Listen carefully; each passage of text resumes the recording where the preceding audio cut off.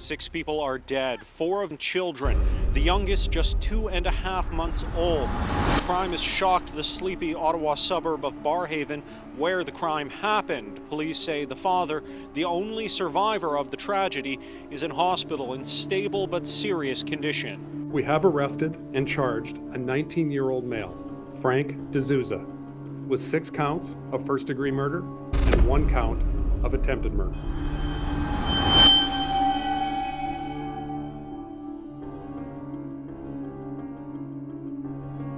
The rain fell softly on the quiet streets of Barrhaven that March evening, each droplet carrying with it the promise of spring's return to Ottawa. In the warm glow of a modest townhouse on Berrigan Drive, a family was settling into their evening routine. Children's laughter echoed through the halls as 7-year-old Inuka helped his 4-year-old sister Ashwini with her toys, while 2-year-old Renaya toddled around their legs.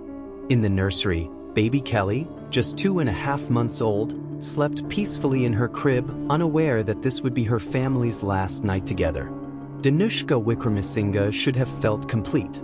After years of lonely nights in a foreign country, working multiple jobs to build a foundation for his family's future, his wife Darshani and their children had finally joined him in Canada the previous summer.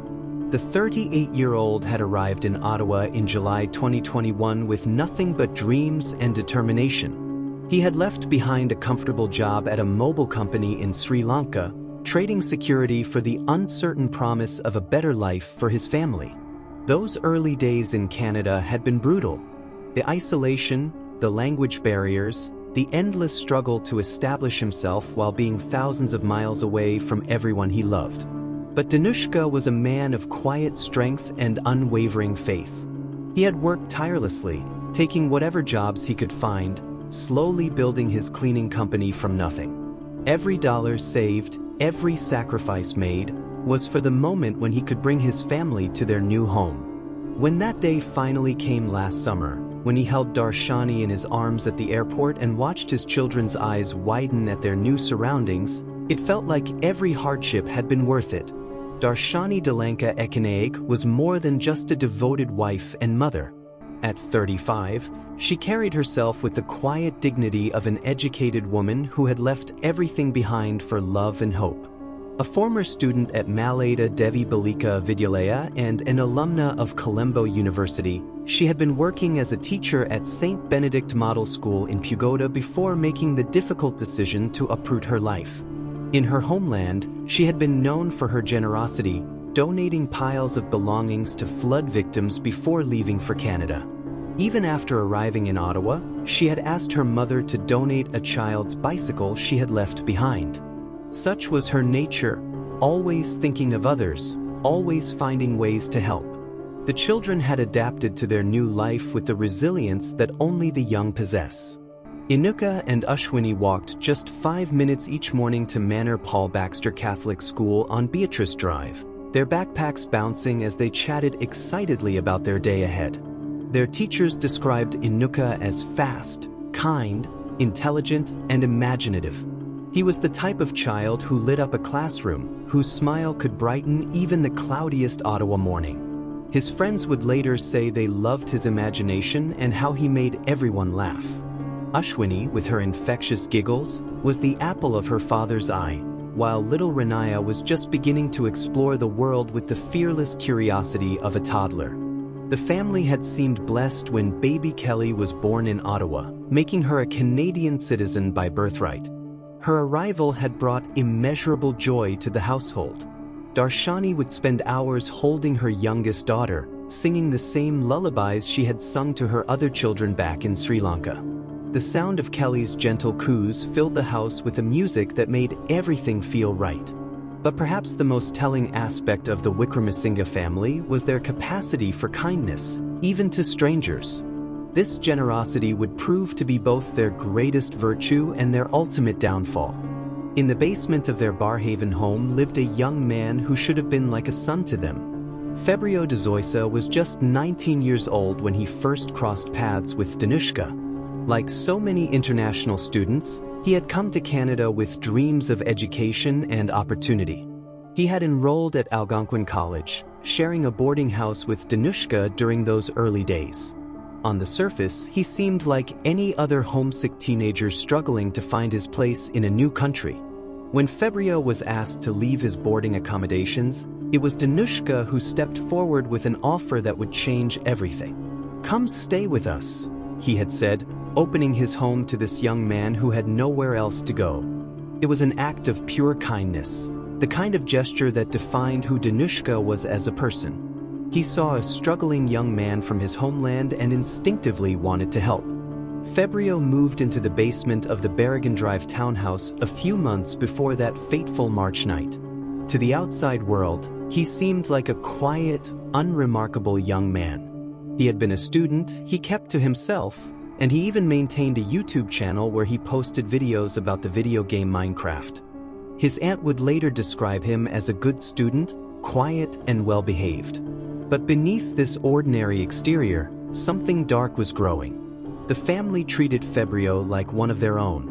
They included him in family dinners, celebrated his birthday with a cheesecake because he mentioned he liked it, and made him feel welcome in their home. Darshani, with her teacher's instinct for nurturing young people, would check on him and make sure he was eating well. The children grew accustomed to seeing him around the house, this older boy who lived downstairs and sometimes played games with them. But as winter turned to spring, those who knew Febrio began to notice changes. He had dropped out of Algonquin College after the winter 2023 semester, leaving his academic future uncertain.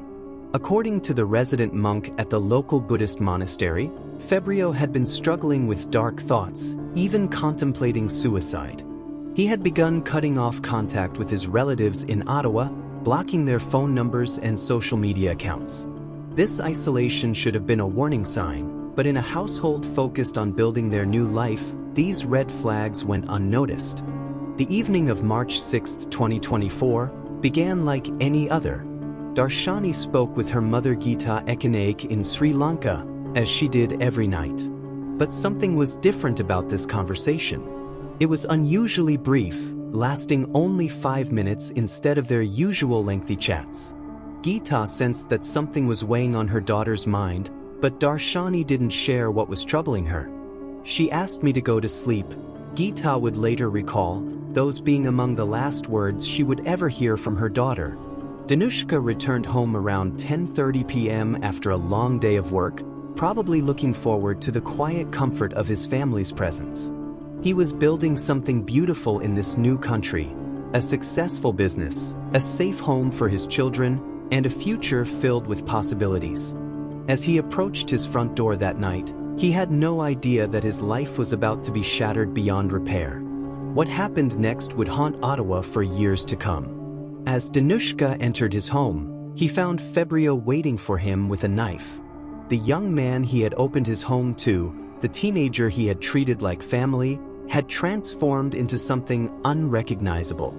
The attack was swift and brutal. Danushka fought desperately, wrestling with his attacker, but the knife found its mark repeatedly. Blood splattered across the walls as he was slashed across the face, stabbed in the chest and back, and horrifically, at least one of his fingers was severed. In his desperation, Danushka begged Febrio not to harm his family. "Have you hurt them?" he asked, probably knowing in his heart what the answer would be. Febrio looked him in the eye and lied. "No," he said coldly, even as the bodies of Danushka's entire family lay lifeless throughout the house. The horror Danushka discovered when he made his way through his home is beyond imagination. His wife Darshani, the woman who had left everything behind to build a new life with him, was gone. His children, bright, beautiful Inuka with his infectious smile, sweet Ashwini with her giggles, little Renaya who was just learning to walk, and baby Kelly, who had barely begun to experience the world, all had been taken from him in the most violent way possible. Even their house guest Gamaini Amarakun, a 40-year-old entrepreneur who had only been in Canada for 2 months and was staying with the family while trying to establish himself, had been murdered. Gamaini had left behind a wife and 2 children in Sri Lanka, planning to bring them to Canada once he had established his business. His Facebook page showed a man full of life and ambition, promoting Sri Lanka as a travel destination through his company VIP Air Tours. His last post had been on February 20th, thanking people for birthday wishes. He had no idea that just 2 weeks later, his dreams of reuniting with his family would end in a stranger's house, victim to a young man's inexplicable rage. Overcome by shock and terror, Danushka locked himself in a room, his mind struggling to process the nightmare that had consumed his home.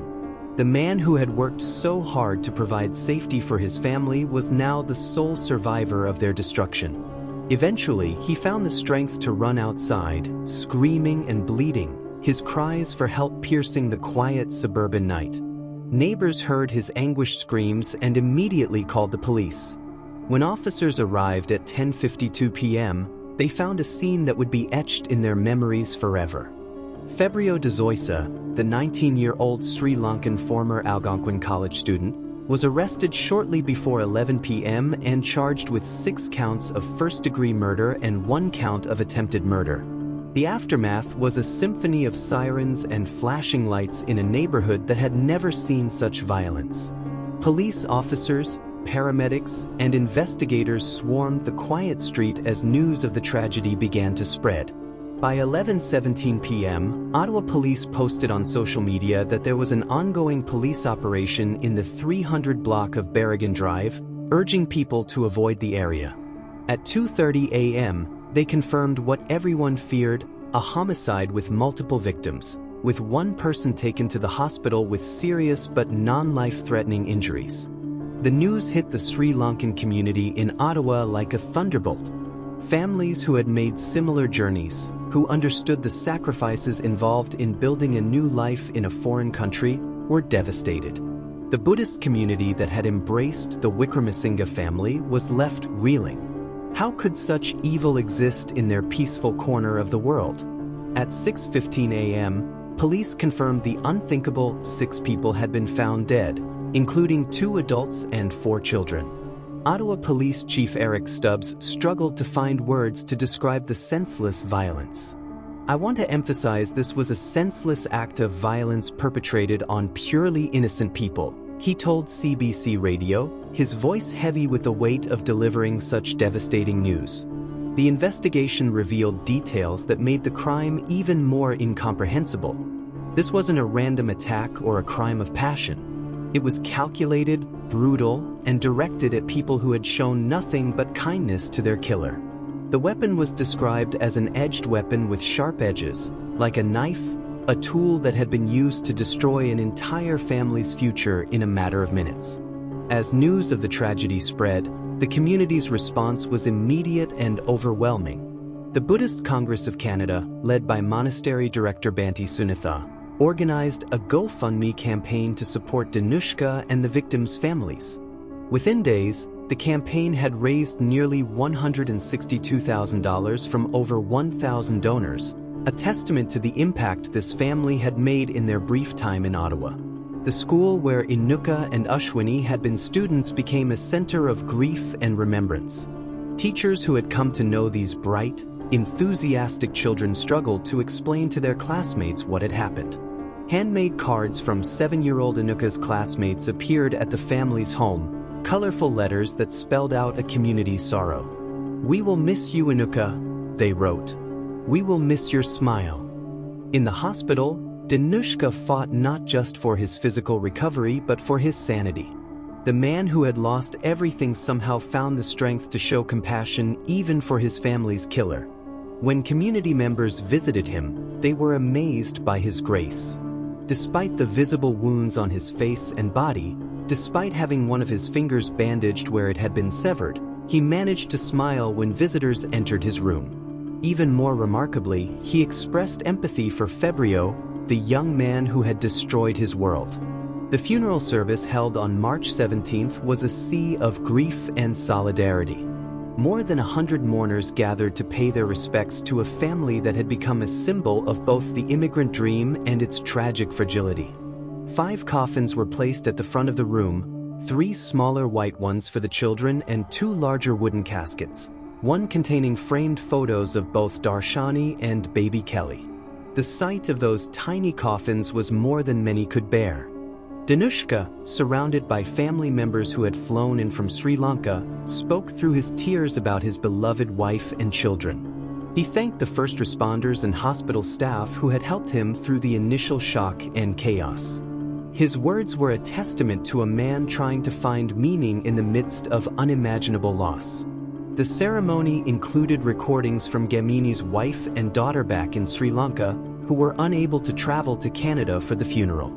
Their voices, carried across oceans, added another layer of heartbreak to an already devastating day. Here was a man who had died far from home, in a country where he had hoped to build a better future for his family. As the investigation continued, more disturbing details emerged about Febrio de Zoysa. His transformation from a quiet student to a mass murderer seemed to have happened gradually, almost invisibly. He had been struggling academically, dropping out of college. He had isolated himself from his support network, cutting off contact with relatives who cared about him. The monk at the local Buddhist monastery revealed that Febrio had been having thoughts of suicide, suggesting a young man in serious psychological distress. But perhaps the most chilling detail was how completely the family had trusted him. Just days before the murders, the family had thrown a birthday party for Febrio, buying him a cheesecake because he mentioned he liked it. They had treated him not as a tenant or boarder, but as a member of their family. This act of kindness, meant to help a struggling young man feel less alone in a foreign country, had somehow been repaid with the most heinous betrayal imaginable. The landlord of the property, Harpreet Chabra, was at the airport preparing for a family vacation to Mexico when he received the call from police.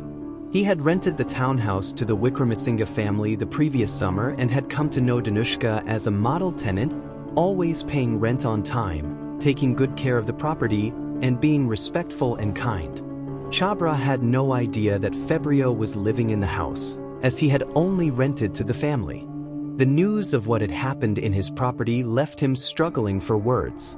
The legal proceedings that followed would stretch on for years. Febrio de Zoysa, who turns 20 in February, was charged with 6 counts of first-degree murder and for the attempted murder of Danushka Wickramasinghe. His trial is scheduled to begin in November 2025. Legal experts predicted that the case could take 2 to 3 years to work its way through the justice system, with questions about Febrio's mental state potentially complicating the proceedings. The mystery surrounding Febrio's motive has never been satisfactorily explained. Police have not identified any clear reason why this young man would destroy a family that had shown him nothing but kindness. Speculation has ranged from mental health issues to immigration stress, but none of these theories can fully explain the calculated brutality of his actions. His own family has remained largely silent, declining to reveal where they live or to speak publicly about their son's crimes. This silence has only added to the community's sense of bewilderment. How does a 19-year-old transform from a quiet college student into someone capable of murdering 4 children, including a baby? The questions linger, unanswered and perhaps unanswerable. The impact of the tragedy extends far beyond the immediate victims. The Sri Lankan community in Canada has had to grapple with the fact that one of their own was responsible for such horror. Immigration advocates worry about the potential backlash against international students. Families who have opened their homes to strangers now question whether such acts of kindness are safe. But perhaps the most lasting impact is on the concept of trust itself. The Wickramasinghe family embodied the best of human nature. They saw a young man in need and opened their home without hesitation. They treated a stranger like family, celebrated his birthday, and tried to make him feel less alone in a foreign country. That this kindness was repaid with such evil challenges fundamental assumptions about human nature and the safety of charitable acts. Today, Danushka Wickramasinghe continues his journey of healing, surrounded by a community that refuses to let him face his grief alone. The scars on his face and body will fade with time, but the emotional wounds may never fully heal. He has lost not just his family, but his faith in the basic goodness of people. Yet somehow, he has found the strength to show compassion even for his family's killer, demonstrating a grace that few could manage under such circumstances. The empty townhouse on Berrigan Drive stands as a monument to dreams destroyed and innocence lost.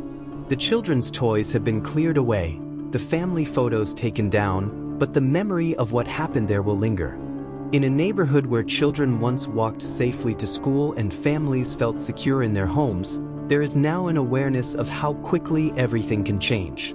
The story of the Wickramasinghe family is ultimately about the collision between light and darkness, between the human capacity for both incredible kindness and unthinkable evil.